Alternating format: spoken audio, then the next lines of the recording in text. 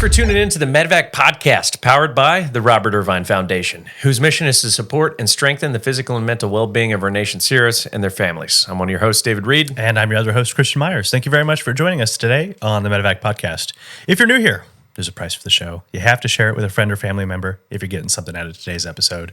We got a pretty fun guest. You have seen him here a couple times before. If you haven't, go back and watch his first 2 episodes. This is your third appearance? This is number 3. Third appearance on the Medevac 2.5. Podcast? Oh, 2.5. That's right. Yeah, you sat in on another one. on Chris. Yes, that's Shiflett. right. Nice. Well, we love having you on board. Thanks. Yeah, and his name, if because I haven't said it yet, is Aaron Withrow. Please That's welcome me. Aaron Withrow. Withrow. I always put an N in there, and it's not because I hate you. On my mail, they seem to put that in there as well. Withrow. I don't know why. But no, it's just Withrow. Well, welcome back, man. It's good to have you back guys. on. For those One of who, our- yeah, for those who don't know, Aaron is one of our associate producers. Yes, the I podcast. kind of got into that role because you guys asked me to start putting some of our best podcasts Absolutely. have come out of the Dallas area with that Green Beret Foundation. Shout out to Zach Hughes for helping us get all that stuff going. But we've had some studs, Absolutely. you know. And it's really cool that it helps expand our reach too. Is really kind of breach into the Dallas area and Rockwell. And you guys just did an episode with Jack, you know, and that's his big thing is collecting those stories. And so you guys are really kind of helping with that as well. You know, you know, I just used to walk around with this nuke in my hand, ready to go. It's like, good. Yeah, Yeah, some wacky stories. You know, They're so nonchalant about it, too. yeah. Great stories, though. So we put some pretty good ones up on the board. Yeah, and lots more to come. Lots more to come. Oh, yeah. What do you think the dynamic has shifted on the podcast for the last couple of years? We've been doing this now for about 3.5 years. So started off, you know, like my first episode was obviously I was a flight medic, and you guys are talking to the wounded and their resiliency, and you know it's got a positive beat to it. Or you're talking to those that provided AIDS and not AIDS. Nobody here has provided AIDS. Well, that's good. Aid just to quick the disclaimer. masses. Singularly. Disclaimer. But no, it's just more or less shifted into a community podcast and bringing in the right culture, the tribe, if you will. And started really pushing people together into I think a more holistic place. I think there's a lot of negativity, and like you're seeing a lot of strong leadership in our veteran world kind of rise to the top and say, no, we should be doing this. Hug clubs are out. You know, we don't need to be, you know, woe is me, the victim mentality. Hug clubs are out. Hug clubs are out. Yeah. The victim mentality, that's not for us. And just as well with everything, I think the pendulum squeams. Does it? Swings. Squeams real loud. Squeams real well. Swings really. I know it's going to be one of those days, isn't it? But it swings so hard, you know, to either side. Yeah. And we get to a point where we started embracing our traumas, right, over the last few years. But the shift has kind of gone away from that too. It's like, okay, but you have to make an effective change as well. Yep. So it's almost like identifying something and then really building upon it. And I think, and the third thing, you guys have really done a great job of becoming, I don't want to say experts, but thought provokers in some of the healing modalities to what we do. I mean, Yeah. we need to be having these conversations, and you're by no way saying, you know, it is this is the way, but it's like, well, what if? Why are we not thinking? You know, it's rhetoric, and it's asking the right kind of questions that don't definitively have an answer. So I've been really impressed. You guys have been going down that way with some of the psychedelic treatments and you know, mental processes and stuff like that, because it's not always a plant or something that needs to be taken. Sometimes it's just hardening up your mind and putting your mind in the right place to get to healing modalities. Yeah, and like you said, holistic, right? There's a multifaceted approach to it. You know, one of our favorite podcasts and podcast guests is Doc G, and having conversations with them. Where we talk about implementing multiple types of therapies together, as opposed to, you know, one person's is the best. And you start with least invasive the most. That's what always impressed me about Doc G. When we first met, that was one of the things that are we about to be best friends? Yep. It's if your back hurts, let's try some core workout. Yeah. Yeah. Well, What's the most least invasive thing you can do to help your back? Work on your abs. Yeah, maybe strengthen that And drink core. some water. Yeah, hydrate. Yeah. a Change your little bit. socks. Also that. Yeah. Drink water and change your socks. Drink water. As these experts kind of dive in, deep into their field, and that's kind of what we're seeing nowadays, right? Yeah. I'd say between the last 40 and 60 years, as medicine, nutrition, fitness has kind of come to a head together.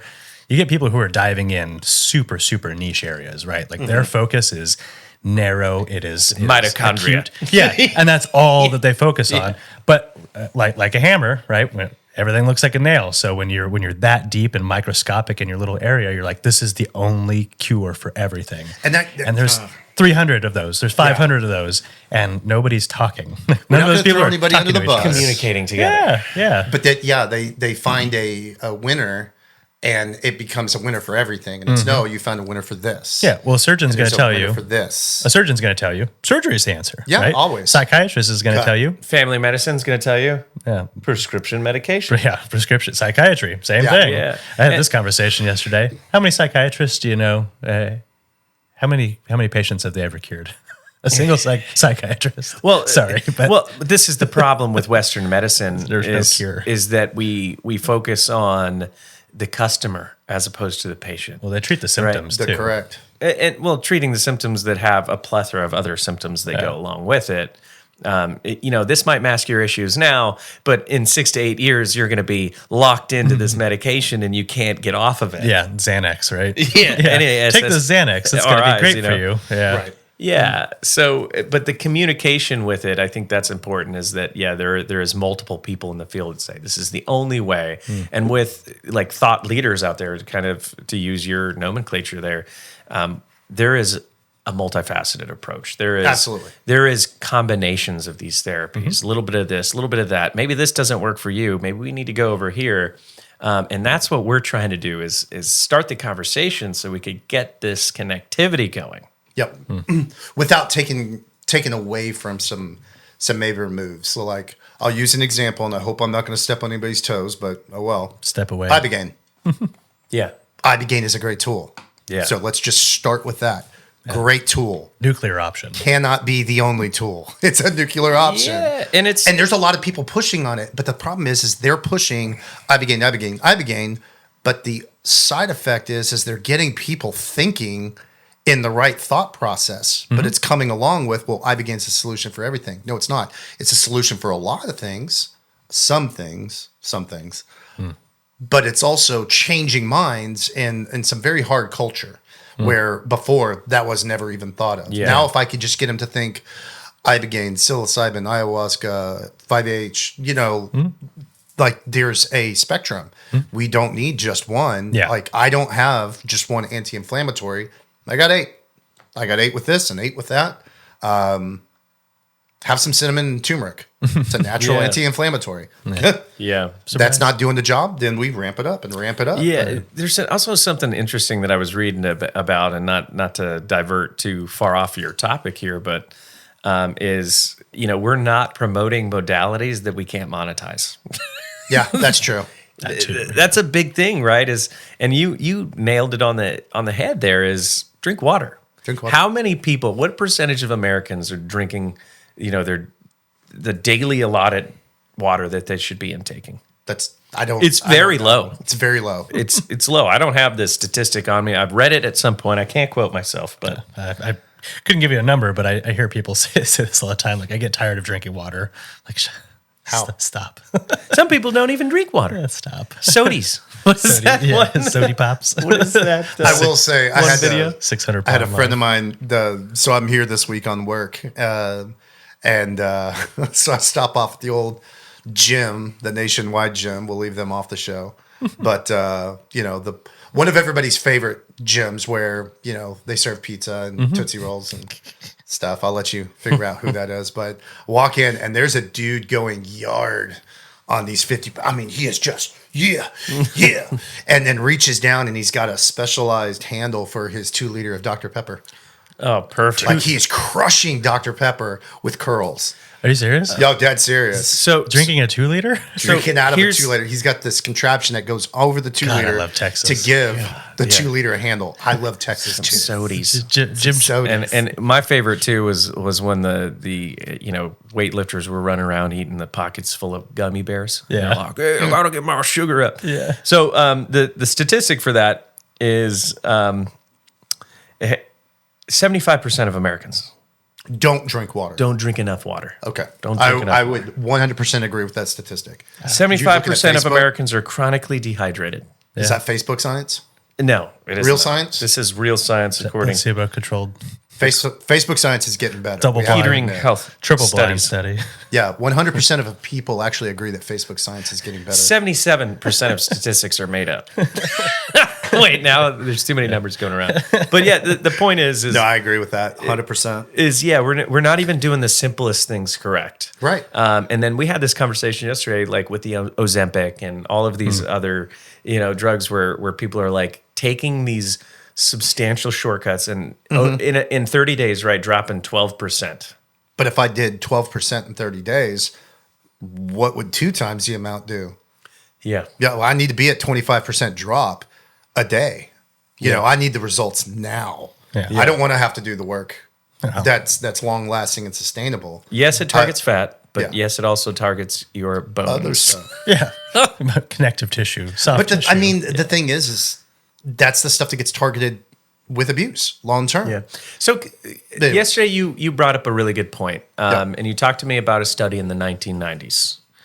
FimFam. FimFam, the precursor FinFan or FimFam, something like that. to Yeah, hydroxy. those of us that are 40 and older probably remember that from our teenage years. So it was the precursor to, it was phentermine, but it was the prescriptive version of what then became small components in the hydroxy cut. And then remember all the hydroxy Phentermine?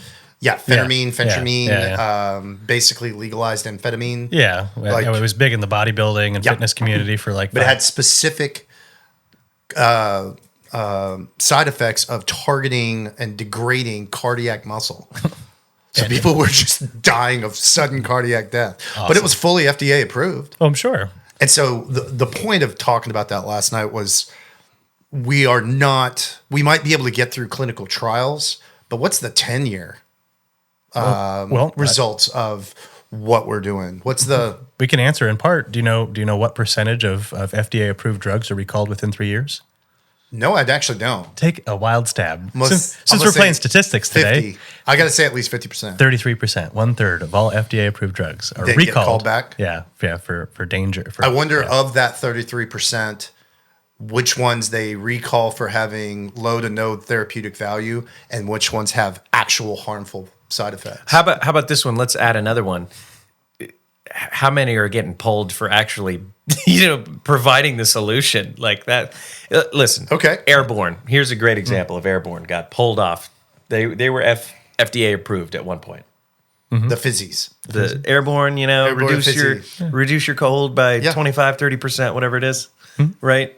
That has So- clinical studies that work. We're gonna play ping pong mentally. Yeah. So what about that Airborne that went into a glass of water? And now you're taking Airborne, which is fizzy vitamin C, but you're also consuming 8 glasses of water, which is also the cure for the common cold. Water. Yeah, Fair. water and vitamin C. Yeah. No, but I mean, I agree. It's proven. I worked for a pharmaceutical company that will remain nameless that had the same thing. It was a natural product already found in your daily regimen that you can bump up to decrease diarrhea. It was oral immunoglobulin. It's serum-derived bovine immunoglobulin. And they didn't directly pull it. They just it's a safe to eat food from the FDA because you're going to find small amounts of this in your average rare steak. But it had huge efficacy in GI distress, most specifically in HIV. Like it was good for people that had zero immune system, like full blown AIDS, and you could give them this product which had no side effects and no drug to drug interactions, other than reversing your diarrhea. So the only side effect is you might get constipated because instead of having unmanageable, blowouts, you're actually retaining the water that you're supposed to be. So, anyways, I'm 100% convinced how many were pulled because it worked too damn well. Yeah. Well, I mean, it's hard to trust the FDA when they're the ones who published the food pyramid that we grew up on. Not anymore. We got the Doge. Which, Sheriff the Doge. I'm glad that's coming around. House. But yeah, I mean, the sugar industry paid for those studies to show that fat was the problem causing heart disease, not carbohydrates and sugars. It was the sugar industry paid for the study. Yeah, carbohydrates. Like, wait a second. Yeah. Huge portion of that. Yeah, I went on a deep dive on that, and so there was a handful of 4 or 5 scientists that were paid something like $200,000 in total to make that false claim between the 70s and 80s when the study went on. Unbelievable. And destroyed the American diet for 35, 40 years before people were like, wait a second, maybe it's the sugar and the carbs that are killing us. No wonder half the country has diabetes. And red dye number 5. Yeah, right. It's stuff like that. So either way, I think we could all agree a semi-healthy diet. Like let's not throw out everything. There are things in life that people just enjoy. I am a foodie. I will not give up food. I will not because some it's Oreos. something I enjoy. It's fine. But it doesn't mean I need to crush. So he brought in the most amazing pizza last night, and it's my favorite type. It's Detroit deep dish. Let's call it what it is. It's Detroit deep dish. And I love that. I probably could have eaten 3 boxes. Some Jets pizza. But just oh yeah. Okay, are we allowed to? I'm trying to keep this unbranded, but that was amazing pizza. Yeah. And I would have eaten 3 of those. Yeah. I can eat 3 of those. It doesn't mean I should eat 3 of those. And not every day either. Yeah. Right? That's the problem. But that's the thing is to be honest, like that should upset your stomach. It should. But it doesn't. Because you should be eating healthy 90% of the time. Yeah. And if it doesn't upset your stomach, like a whole pallet of bread with, very acidic sauce and just a gallon of cheese on top of it, and whatever. Delicious. That's making me hungry now. It's super good. Yeah. And I'm not going to give up food either. I don't either. But that's what I follow. I follow the 90% rule, right?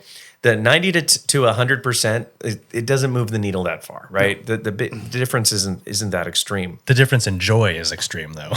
It is. See, yeah, that's the difference. Good food, I'm happier, and when I'm happier, I'm more motivated to go get my exercise in the gym. Sure, yeah. If I eat heavy, but it's a good kind of heavy, like we were talking about this one too.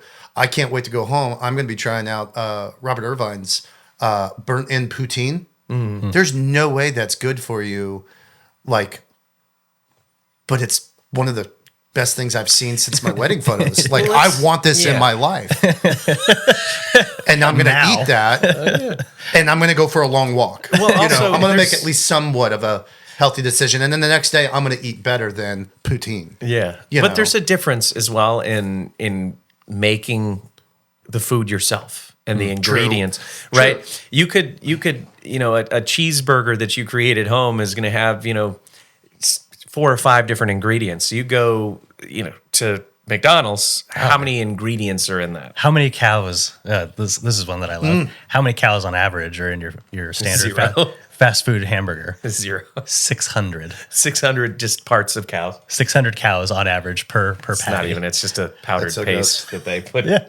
Have you seen how they make chicken nuggets? There's 0 fucking chicken in it. Anytime I think it's just chicken nuggets. I think it's 100% chicken. They put the whole chicken in there. I immediately have the flash up of Jamie Oliver crying. Have you seen that? The clip where he literally painstakingly makes homemade, fresh whole chicken rotisserie chicken nuggets for kids. And then, no, sorry. He makes chicken slices, but then he shows them grinding up the carcass, adding all these chemicals, doing all this stuff, like gross, making a putty paste. Yeah. It's like grain. Panko coating it, frying it up, and then sets it in front of him. Here is whole chicken sliced and made good, and here are these disgusting things I just made you. The kids all took this. And he thought it would go the other way. He was trying to scare them away from chicken nuggets. Yeah. And he just sat there and cried, big old crocodile tears. I'm like, it's just, no, but we know chicken nuggets. If it comes in nugget is obviously what we want. Nugget. Nugget form. I want nugget. There. Marketing. If you say chicken nugget, I think of Jamie crying. That's all. Jamie's tears. That's a wild one. It's crazy. And it's culture. Speaking of culture. It is culture too. Yeah. American culture. American culture, right? I mean, what does the Super Bowl RDK say about the ingredients in like Europe versus here? Oh, RFK. RFK. What did yeah. I say? RDK? Oh, Yeah. I keep saying that. Yeah, that's all right. What do you mean? He's Yeah, he said that, like he's got like there's a certain amount of ingredients they use. Yeah. Like, There's versus 10% us cigarette ash in every food. that is true as well. a little bit of cigarette. Bouillonnaise. Anyway, like bread over there doesn't last for more than a couple days. Well, it's because they Yes, don't. yes. Yeah, they don't use have seed oils and Best part about Germany was the little bitty loaves of fresh bread that would only last 2 days. Well, it's because they don't use enriched flour. Enriched flour is what we have to use over here. It's got folates added to it because folates magically help with pregnant women. Not true. But that's the entire reason why we have enriched flour in the U.S. is because it's supposed to help pregnant women and it'll last longer on the shelf. But it completely destroys everything to do with our wheat. Completely destroys everything to do with our flour. Enriched flour is the problem. You can order non-enriched flour from Italy. Like you've been to Italy and you had a pizza over there. You're like, oh, I ate a whole pizza and I feel fine. and I lost weight. Right? Because it's non-enriched flour. And that's the reason And it's you can the order seed it. oils too. The seed that too, oils for the preservation of the breads. Yeah. And that's why like you could have a loaf of bread that lasts a freaking month in your pantry, which is just not right. Like when people Should not. critical thinking a little bit. I've had these tortillas in there here's for 6 counterpoint to months. that. This white bread's fine over 6 months ago. So, hey, Dave, I'm going to move in to your town down here, 2 streets over, and I'm going to start a bakery. And I need you to buy from me every 2 to 3 days, $5 for a loaf of bread, small loaf of bread. That's double the price that you pay at the grocery store. But I'm going to be your local baker. And Christian over there, he's going to make your beer. Local beer, basically going off the whole German model. And Adam over there is going to be your meats man. He will produce, like he will source in the farmers and the ranchers to bring in your meat. It won't be the meat that you're used to, which has been aged for 30 days. Flavor's a little bit more robust, what you're used to. This is going to be fresh meat, killed 2 days ago. Still going to be bloody, might be tougher. But that's a sustainable local society. We don't have those. We just don't. They're not. We can't afford it. I can't afford $5 bread. Well, it's really difficult to do can't- that at scale is the problem because you have to have lots of those. Yep. And then you take Everywhere. away power from the Walmarts, which can nationwide distribute. You take away power from the Costco, which can nationwide distribute in bulk. And you really have to have your eye on local. But the local guy is going to bust his ass to make bare minimum. Whereas over there, it's a set establishment that your baker is a generational baker. Your salami guy, yay, salami. Your salami guy's a generational salami dude. Yeah. It just works in Europe. It's And it just- infrastructure. It's the same concept as construction, actually. Why we focus so much on just these cheap woods, cheap wood and popping up. that's this. good. Yep. It's because we've invested so much in that infrastructure. You go to England, a lot of companies out there, stoneworks. That's a custom skill here. Right? So we have built a whole system around this cheap, easy access wood because that's how we created this country by I want to expanding convert the west. United States into thatch. Yes. I think we should all have thatch roofs.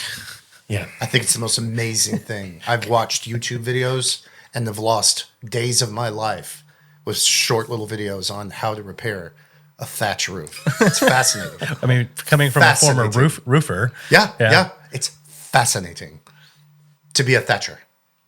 Anyways, no, you're totally right. We bitch about what we create. Yeah. We complain about what we have done. Yes. I hate the government. Well, we kind of put them there. Yeah. Are the odds stacked against us? Yes. And I remember the rules, no politics. But we, the people, put them there. So Fair. we, the people, have to fix that stuff. That means at some point the honeymoon has got to quit. Well, I mean, I think we've seen people are starting to get more serious about I agree. about that stuff, and they're like starting to take it seriously. And now we're starting to see, change made in the direction people want to see sometimes. And I get frustrated with the people that want the change, but not the changes I don't. want. And see, Don't do. that's no, the balance. I need Yeah. this. You have to be okay with it, though. Rules for thee and not for me. Yeah. Kind of mindset. Let's talk about the ample amount of misinformation out there, though. I mean, Christian and I talked about 98% of most information is wrong. Yeah, I'm sure. It's 98%. Yeah. Well, and nowadays I wouldn't even doubt. I wouldn't even doubt that it's getting up there too. You're watching videos that you can't even tell are real anymore. Oh yeah. Even Rogan will say that. He's talking about ads and he's like, I've never seen that product in my entire life, but I watched that video and I'm like, that is me, dead to rights. Wow. And it's only getting scarier out there. Nowadays, like every bit of news that you see on social media, most of it is inaccurate. Yeah, you Right? have to take a moment. And it might have a small sliver of truth. For instance, we were talking about this one the other day. Apple Watches cause you cancer, right? And you're like, holy shit, right? Blah, blah, blah. You could Google it. It's actually the straps, right? The Nike Sport strap specifically has a lawsuit against it, had PFAs in it, right? Okay. So it's not causing cancer. They had PFAs in it, and which is linked. It's a carcinogen. Nope. So the possibility exists. Totally get it. That's the great headline. example is Elon Musk as well, right? My hearts go out to you. If you watch the video, my hearts go out to you. Yeah. And he's a Nazi. And we could take small clips and shift the perspective of the people to think, oh yeah, well, yeah, he looks like a Nazi. It just, What do you trust? it happens constantly and nonstop, and with that's AI it. coming in too. But What do there's you trust? people purposefully putting this misinformation out. People putting out misinformation, but I want to go back to that. Okay. What do you trust? That's a hard thing. At some point, my truth trust is what I what see. I trusted. I trust But what I what see. if you can't see it? Then I trust. What was today's congressional activity? You assume that Didn't it's exist. logged, verified, blah blah blah, but you trust Didn't exist. It's that all made C-SPAN up. is not altering what's going on live in our government. Sure. Because the problem is you're putting me in an authority. So everything I've just said just now, drink water. It's suspect now. Dihydrogenous, what do they call that? Dihydrogenous oxide? Y'all ever had Dihydrogen monoxide. been exposed to dihydrogenous monoxide? Yeah. H2O. H2O. But you start putting out all this information and you trust that it is true. Well, then how do you verify the truth of what you're putting out? And you brought up Joe Rogan. Joe Rogan's one of those that he can put 99% of just some really solid information, but he's wrong on one thing. And it either A, you believe the lie, or B, it completely erodes confidence in the other 99%. And that's what's happened to our big media. Now nobody trusts anything. Well, there has to be an immediate reaction to crucify people as soon as they're wrong. Correct. Because it bolsters up your side of the argument. Oh, look at this person. Look at this idiot. He said X, Y, and Z. Now you can't trust anything that he says, right? That people use that in opposing on their sides to bolster their own arguments and to sweep the feet of your competition. When I call you out on it, it's First Amendment. Well, yeah, but that's the big problem is people are not willing to have conversations. It's more about attacking and making sure your side wins no matter what. Instead of louder. Well, yeah, that's a tactic, right? That's a tactic used by people to be louder, which we know is not effective. But what people need to be doing is coming together and having conversations, asking why. Why do you think X, Y, and Z? Why do you think this is going to work? Sure. Well, get to understand. Yeah, get to understand it and come to it with a cordial approach. We've lost the ability to have a cordial conversation and honest debate. Honest debate. Over the last couple of months, I've had a lot of lifelong friends of mine have been posting on social media their thoughts on political X, Y, and Z. Right? I don't want to dive into specifics, and I just ask them questions. Hey, why do you think that? They're like, well, this isn't even worth having a conversation because it's not going to go anywhere. I'm not trying to have an argument with you. I'm trying to understand your point. And they're like, fuck you for thinking otherwise. I'm like, I'm just trying to understand your point. Why are you attacking? Why are you leading with this? Who actually said your argument is only as big as your strongest detractor? That's a legitimate quote. I just can't remember who said it. I think it was either Fergie or Jesus. One of those two. Put that out there. But your argument is only as strong as your biggest detractor. If you go head to head that the sky is blue and you're a sky is green guy and you can't stand up to, my argument, then it's on you to figure out, hey, maybe I need to change my argument and be brave enough to say, don't know it all. I'm willing to have my argument changed. So I'm with you. Don't tell me more. Tell me why. I want to know I want to know why you think maybe this. I'm wrong. Exactly. Maybe I need to be educated. Challenge my point. Yeah. But when people resort to attacking or resort to negating a conversation, walking away from conversation, it's because one, they're uninformed, or two, they don't have enough points to back up their argument. So they resort to attacking. Well, that's piss poor debate. You can look at this in any study, or any of your university or whatever. You have to look at the other side. Sure. Right. And when I feel extreme on a certain perspective, it is my job to look at the other side with an open mind. And most of the time when I do some reading on that other side, I'll be like, I didn't think about that perspective. Right. And having that ability to be open-minded and being pliable with your train of thought is very important. But most people just shut it down right away. But it's also a tactic of being told that you're not being open-minded and continually pressing that. See, bar. now you're telling now me you're not what being I'm open-minded. not. Yeah. You're telling me what I'm doing. Well, you need to believe this, otherwise you're not open-minded. And now on to the next thing, and then on to the next thing. And we're no longer at the 50-yard line. Yeah. We're at the 90-yard line. And that's usually where you start people getting louder. No, now you're being close. Yeah. Now we're playing the game of volume, and we're not playing the game of truth. Yeah. And it gets frustrating. Especially somebody who, without ego, without arrogance, I would say that I am a person of intelligence. I try to be intelligent. The problem is I'm very emotional. I'm very emotionally led. I love being a person of visible emotion. You know when I'm excited. You know when I'm sad.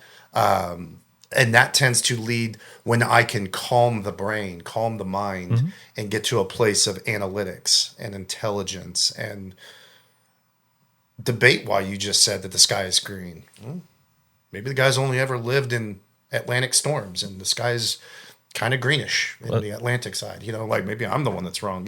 That calm place that makes you, instead of leading with the emotion, you're wrong. Well, so this is the big difference, bringing it back to what Dave said, in schools, right? That's the difference between intellectualism and intelligence, right?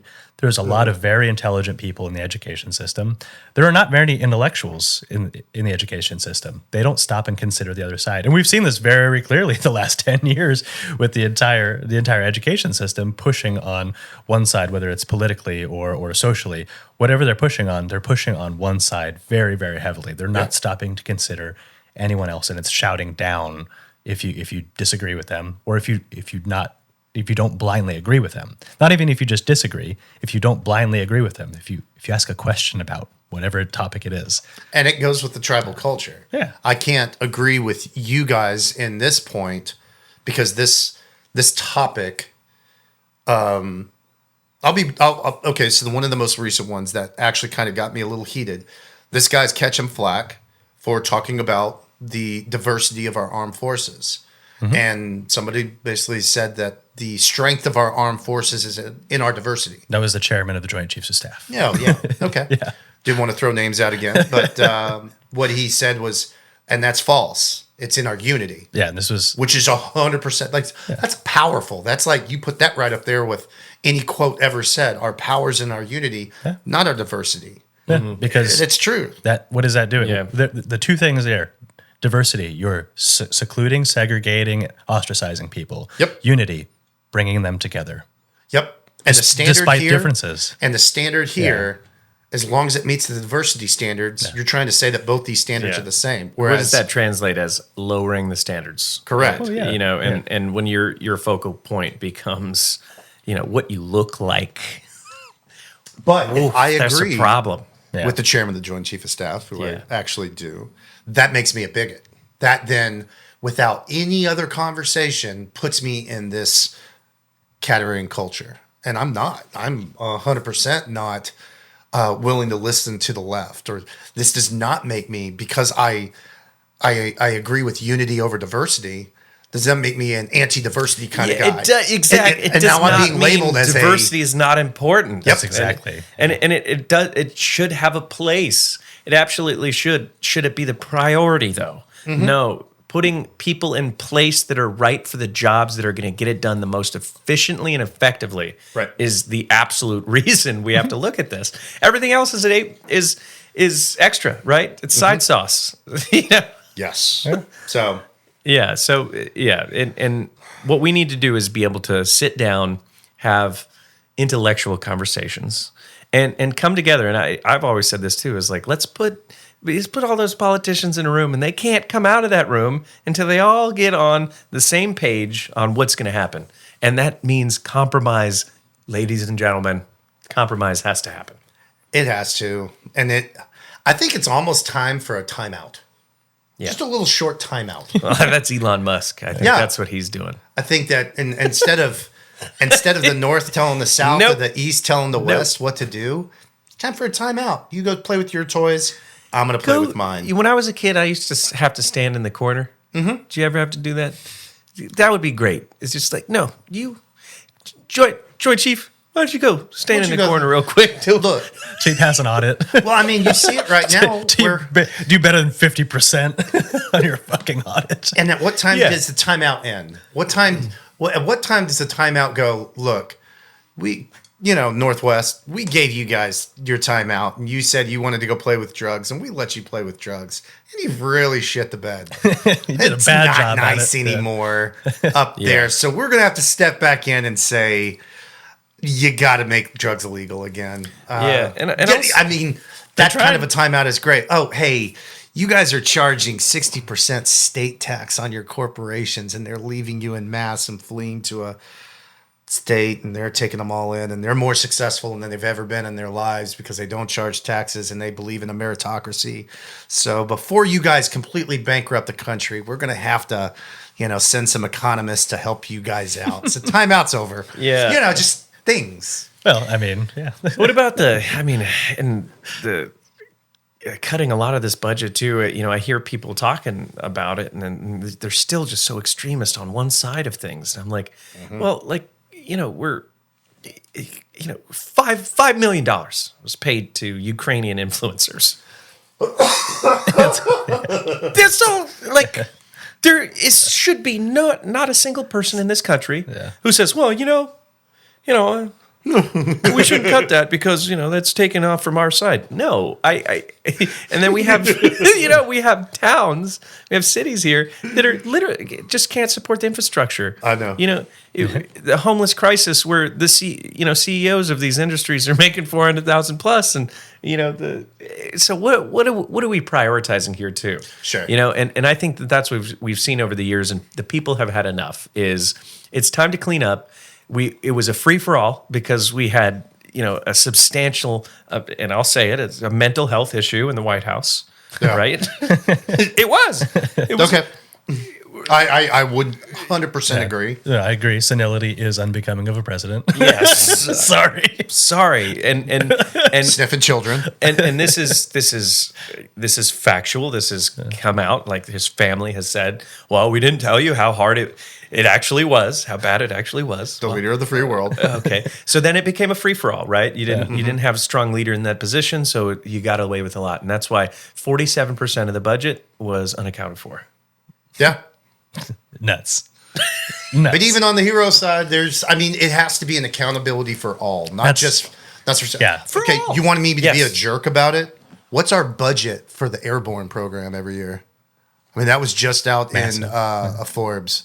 We spent $2.8 billion in our airborne accountability and flight and maintenance and crew and injury and loss, training accidents. Like they put a number to it.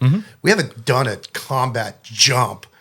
Like we're training like Normandy. Yeah. Well, that's also retention. I mean, would you agree that maybe we could save $2 billion and keep the airborne program for the? No, I think it's retention because you're going to lose 5%. 5% of people who join the Army do it because they get to be airborne, or I'm just throwing a number out there. But there is a percentage. Retention programs are important. But is it a combat tool that we need at that price tag? Well, not necessarily. But I mean, in the grand scheme of things, $2.9 billion. It's not a lot in the grand scheme of things. Now we're having an open and honest conversation I know. with Airborne Dave. Let's talk about this though. And this is kind of aligned with you as well. Boeing just got hit for one of their government contracts for selling a bundle of bushings for $90,000. A bundle of bushings. Yeah, it was like a small packet of bushings. You get them for $100 about the at size Home of your Depot. hand. Yeah. Boeing's bundle of bushes? Yeah. Bushings? Bushings. Boeing's Boeing's bundle of bushings goes for $90,000. $90,000. Yeah. So there's just from everywhere you look, there's taking advantage. Oh, of it, sure. Right? Mm-hmm. So what is the true and that's what we got to do. We got to have accountability of the accountants, right? Is what let's take a look. $2.9 billion. That's a lot of money, right? Yep. Let's see your budget. Yeah. Like, why do How you is need it it? Where is allocated? that going here? Yeah. And why aren't we auditing these people? Because that's what you have to do. Audit. Is to Oversight. keep an honest, to keep an honest accounting principle of the people's money at the end of the day. Yeah. And where is that going to, right? And if we trace this down and we could find a Thanos doll that has snapping capabilities here, and that was $500,000, Sure. and it was a part of this budget, why is it here? And it needs to be cut out, Yeah. right? Well, and that's a real quote, by the way. Yeah, that's what it comes down to. Yeah, it is. Yeah, they actually that was a thing that was That was funded. a government funded project. Thanos robot that would physically snap, and it could not snap. Yeah, they had a hard time Yeah, funding. could not snap. Okay. Anyways, but yes, I was like, we funded Infinity Stones? Well, it comes- I'm not getting it. Yeah, it comes down to accountability for sure, and like that's the big thing. I don't think any of us here want social programs cut. I don't want social programs cut. There's a lot of people who need them, who depend on them in the U.S., where it's very important.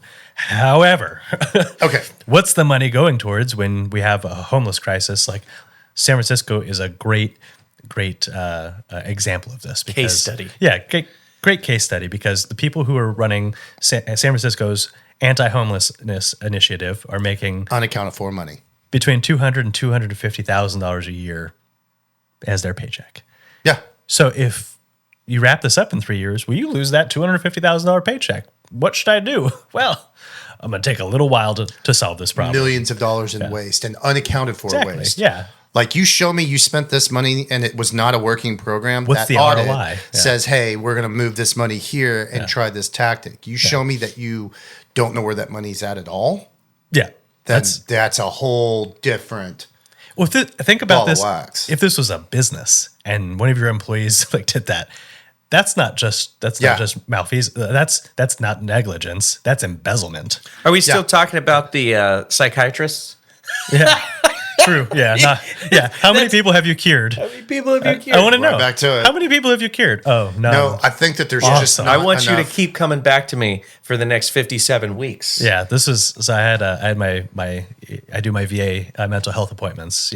Every other month. I do a check in with a therapist, and they've bounced me from therapist to therapist because they're never available or they keep leaving the VA. So I've had a new one like every single time. I had one in December, and he shows up 15 minutes late for our 30-minute appointment, and he dives in and goes, "Oh, I need to read your chart real quick." So we spend 5 minutes on the computer on our telehealth. So we're 20 minutes into our 30-minute meeting. He's reading my chart and he goes, "I think you should get on medication." Like, you haven't even asked my fucking name, dude. You haven't asked where I'm at, how I'm feeling, where I'm at in my journey, my process, how am I sleeping, how's my mental health, how's my stability, how are my emotions? Like, you haven't. What am I doing for my sleep? What am I doing for my health? What am I doing for my mental health, for my social health? Like, haven't asked a single question. You're like, how do you feel about SSRIs? Like, well, dude, I'm in a great position right now. I do not need them by any means. Why are you running for that directly? He goes, well, this is typically how this works. I'm like, Yep. Dude, like, what the? Yeah, Everybody's you're part of the experiencing problem the now. VA. Yeah. Well, I told him that too. Like, this is a problem. Well, because you most know people me, will complain. I called. I had the same issue. Yeah. About 6 months prior to this, and I called the department head. And I said, "This is who your people are that are working for this department, and this is why people are fucking killing themselves." Yeah. You're the reason. At the end of the day, right? SSRIs, long-term use, We know. What's the show on Netflix? Xanax. Yeah. Watch the show Xanax if you haven't seen that. And you Permanent physiological changes to your brain. Yeah. Period. Yes. Your anxiety will be 10x, tenfold, and it will never come back down. So good luck. And You're on Xanax for the rest of your life. You're on Xanax for the rest of your life. I had to explain this to a group of people that didn't understand what I said. Physiologic changes. I said, if you have the ocean and you have a beach and then you have a forest and I cut down the forest, you have permanently eroded that beach. You're going to lose this beach. This beach is going to come up to here. You're going to completely 100% change that landscape. And I can tell you with 100% confidence, I don't know what it's going to look like, but it ain't going to be pretty. You destroyed an ecosystem. When you permanently change your brain, I have no clue what that brain's going to look like. I don't know what the results are going to be. Yeah. It's 100% a poop shoot on how this thing is going to turn out. Your brain is wired the way it's supposed to be wired, and your brain will heal itself the way it's supposed to heal itself to do the work. Yeah. If you do the work. Yeah. So the issue is we're putting a lot of responsibility on the individual to do their own research when they're taking it from an authority figure, which most people, they're going to listen to an authority figure. If this person went to medical school, they've been a doctor for 15 years. Authority. Oh my, why would I not listen to them when they say, well, you should probably hop on this Lexapro. It's the same. You should probably hop on this. Well, this guy's been... So I was going to say there's two big Customers, problems I not see. patients. Yeah. Once Yeah. again. Yeah, that's it. Availability. So once you get through the VA process, you are made available to these bad actors. Sorry, I'm just going to call them bad actors. People that have the treat and street mentality. They have a quota of people to get through. So even if they're treating them semi between patient and customer, they're having to meet their quotas. They're caught in the bureaucracy of how they're treating their patients. But then also just the availability. So people are so happy to finally get a therapist assigned to them or find somebody that will attempt to start the process, and they're already starting from bad footing, which, you know, like you said, sounds like it's time for medication. But what was your name again, by the way? Yeah. And that's just, fun. Yep. Yeah. When they should just be drinking water. Drink water. Change your sock. Yeah. Yeah. Yeah. Well, on that same conversation with the mental health provider, the therapist, I asked him to look into one thing. Like, hey, there's this new device. It's similar to the Alpha Stim. Are you familiar with the Alpha Stim device? No, Aaron? I'm not. So it's a small device, a little handheld device. It's got two alligator clips. You clip them to your ear, passes alpha waves through your brain to induce you into an alpha state. It's great for putting on before bed, helps you wind down. Anxiety. Yeah. Same thought process. Is it Pre-sleep. Is it what type of energy format are we talking? We're talking about Electricity. Sound, electricity. Yeah. Okay. Yeah. It just uses So direct energy passing. Yeah. Okay. So more like the transcranial magnetic type stuff where it's related. We're doing a passive pass through to try to basically smooth out the wrinkles. More or Let's less. smooth the Yeah. wrinkles It's out. just putting your brain into an alpha state. Okay. That's basically all it's doing. So preparing you for bed, reducing anxiety and stress. But there's a new device called a shift wave, which is like a full-size chair. Like it's a 0G chair, and it passes, it does the same thing on a full body scale. I asked the guy to look into it and said, hey, this is what I'd like you to look into. Sure.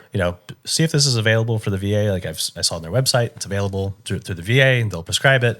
I'm interested in trying it out. I want to hear more about it, blah, blah, blah. And he's like, okay, I'll follow up with you in a couple days. Month goes by, so I send the VA message. Hey, did you ever look into this thing? Oh, what was it called again? I didn't write it down. You didn't take notes on the one thing I asked you to look into. Are you kidding me? I got it up here. Good. Wow. My God. Yeah. Like that's where we're at right now with the But it's the Great Clips business principle. You've got 15 minutes per chair. get them out. Yeah. Get 'em in, get 'em straight out. Them in, Here's get my. 'em out. I used to say this all the time when people would ask me about back in my pharmaceutical days. I had a product that was easy. That was definitely first line product. It was natural. You're already doing it. But then people would ask, like, why did they pull it? And I said, well, here's a doctor. Let me give you a day in the life, like the complete life of a professional physician. You're a hard studying teenage kid who gets themselves great grades in high school and gets into a rock star university. Boom. Instead of the party kid, that kid was nose to the grindstone. So at 18, we're getting into a top tier school. And while I'm rushing and going to meet my fraternity friends and maybe having a beer and an experience of college, this kid is grinding for a 4.0 so he can get into med school. Boom, I'm 22. Now I'm actually getting into the workplace as some low-level peon, as a copy boy, while they're getting into med school and grinding and putting their nose to the grindstone. And same thing when they hit their residency. Boom, it's 26. Residency, they're 30. And then if you're going to be any type of physician, you're going to do a 2-year to 4-year fellowship. Mm-hmm. So boom, they're 32 years old with an 18-year-old mentality with crippling debt. $500,000 in debt maybe, and then they get their first family practice or working in the ER, their OR, and all they can see is if I treat more people, I pay off my debt faster. Eat what you kill. Yep, and then they're not debt-free, earning for themselves until they're 40 to 42. And then we, the people, turn around and go, I wonder why doctors are so shitty. Well, because we cripple them. They're emotionally stunted and financially crippled. It's the same concept of, we talk about this with police officers as well, is you incentivize the department to fuck the good citizens. Yeah. To get the money, right? For an average response time for 2 to 4 hours for domestic violence. Because in my opinion, you got too many officers sitting on the side of the road busting people for going 7 miles over the speed limit and sitting at stop signs waiting to get you for registration, right? And they do this in the city of Selma all the time. And I'll shout out to Selma. Shout out to Selma. Is they will sit at the lights and they on both sides and they will wait for you to pass and check your registration. I'll be like, I said to the officer, I said, how did you even see that? How did you even see that registration? I'm just driving by. And he's like, and you have to be that good. Yeah. You have to be that good. I got pulled over on Go the way fight down crime. Here. Just 2 troopers pulled me over, gave me a warning. We're super nice about it. And they're like, sir, you got to have a up-to-date registration. And I was like, how did you do that? Well, it expires at the end of the month. So you pulled me up because I'm about to expire? That's kind of crazy, Trooper Dan. He was like, we're just... wellness checks, and I'm like, and it's not, and this by no means is this podcast about shitting on some of the the healthcare workers and police officers. Obviously, we need them, and people who tell me defund them, it's ridiculous, right? Stupid. Look what happens when we do that. Increase funding. It's what we need to. It's from a leadership perspective on how we change the incentivizing these individuals so that we could actually do. To benefit our population. Yeah. Right? I really feel we the people. I will keep saying we the people. It's my new favorite phrase. But somebody came up with that a while back. I can't remember. The Fergie. But we the people allow this to happen to our culture. Because I think that we the people walk around this world with an entitlement that you don't have to take care of your house. You 100% do. I want everybody to have happiness in life and this fulfillment, but it comes with responsibilities. Pay attention. Pay a freaking attention to your local population. My best litmus test is tell me who one city council person and your current mayor is. Yeah. And I would say that 98% of people couldn't do it. And that's on Facebook. Most people don't know their local legislation, but I guarantee you they could tell you 15 or 16 of the major, character actors that are up in D.C. Sure. D.C. ain't messing with you. They're making federal legislation. Your local municipality is currently screwing you. And we saw how much power and none they of you have. know them. We saw how much power they have in 2020, right? The mayor is the one forcing lockdowns in local areas. Yes. That's a lot of power. And that's a lot of power. Most people have no clue what's going on municipally. Yeah. And that's your best first voice to your larger government. Yeah. Your mayor's talking to your county and your county's talking directly to the governor. And then you live in the world that you live in. But this sense of entitlement of litter and eating your cheeseburger and just throwing your wrapper over there because I've got somebody that will pick that up for us. It's that type of mindset. And then you litter on your way to save a puppy. Which is weird. I also find people that will do or not be involved in this because they're so focused on doing something that is great. Like you're saying, we're not here to dog on the police at all. But it doesn't mean that we can't say, I would like to see some better enforcement of the law in different areas that could be more effective to crime fighting or, deterring minor infractions in the future. Like, have that conversation. Yeah. Just because I don't think you're doing a good job doesn't mean I don't support you. Correct. And that's another extremist view, right? Is and why we have to put these disclaimers out as well is because I know there's someone watching here. They're like, "Fuck you! You don't support cops." Yep, that's not true at all. As a matter of fact, I have dedicated 10 years of my life to supporting first responders. You know what I mean? He hates these puppies. Yeah. Lynch this man. It's like, come on, hang him off with his head. And really, it's talking about bettering every single. Even if you have a business, a thriving business, you should every year sit down with your partners, your shareholders, whoever it is, and say, how can we be better? How can we be better for our customer? How can we be better in our technologies? How can we be better to streamline and autonomize? Like, we should be always constantly to push the precipice of being better, like better ourselves, everything that we're doing. So there's nothing wrong with poking holes in things because that's how you strengthen it up, right? Agreed. And it's better community, better culture, bringing that stuff out there. I mean, I lean on you. I lean on you guys a lot. We share a lot of values and ideals. We're not identical. But I lean on you because we create a bigger culture that says, we're not perfect, but we would like things to get better. Yeah. And then other people will do the same thing, just in the other way. They will continue to deconstruct and continue to lean on the wrong type of people. So it just takes somebody staying. It's an unpopular opinion, but true. Unpopular, but true. You might not like what I'm saying, but I feel like this is the truth. Engage me.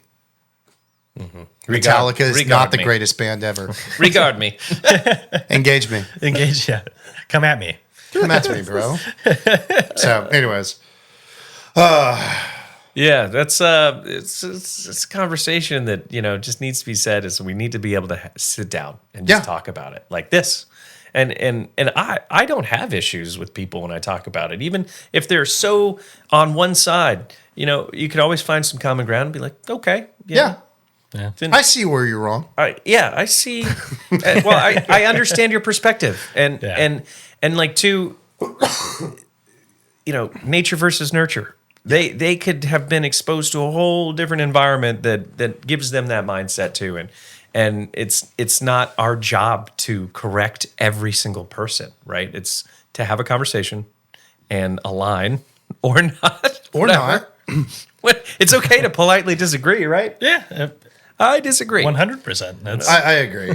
But it's not like F you and like... Doesn't need to be. It doesn't. Doesn't need to be. And if that's what you're resorting to, but then you need to look at yourself at the end of the day. Yeah. If that's what you're resorting to because, you can't fall back onto ideas or laurels or whatever it is. I mean, we can all agree. The Gulf of America makes sense. I don't know why we argue about it. North and South America. It's in America. Central America. Yeah, why wouldn't it be? America. I went to Mexico once. He said, "Where are you from?" I go, "America." And he goes, "This is America."